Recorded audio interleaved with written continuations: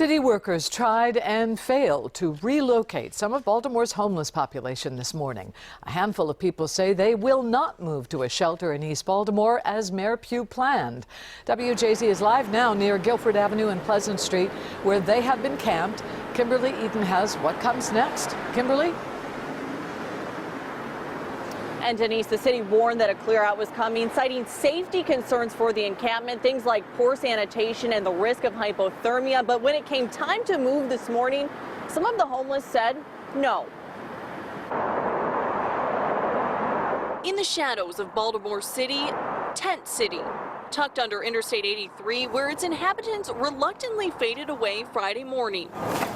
City workers moved in to move the homeless out, enforcing public notices posted nearby warning that encampments would be cleared, in line with Mayor Catherine Pugh's plan to relocate the homeless to a shelter in East Baltimore.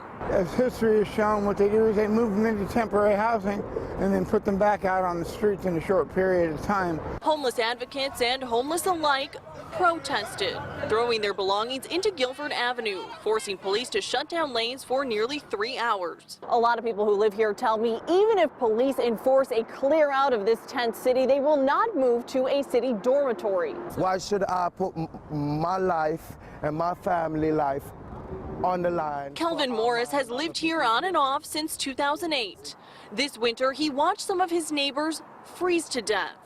Still, he says he feels safer in a sleeping bag than a shelter. A lot of us don't want to go to the shelter. The shelters run like prisons. Volunteers of America Chesapeake runs the facility, writing to WJZ in a statement its ultimate goal is permanent housing for the homeless, with immediate plans in place to provide case services, housing locators, behavioral health services, and employment services. And people told us another big concern was what happens to my stuff. Well, I asked the city and they told us they sent workers down here to help people move, in some cases even providing extra storage, and only after that was done did they come back and clean up what was left behind. Reporting live in Baltimore tonight, I'm Kimberly Eaton for WJZ. Thank you, Kimberly. Now, the $1.5 million program set up for the homeless in East Baltimore gives 40 people housing for up to a year.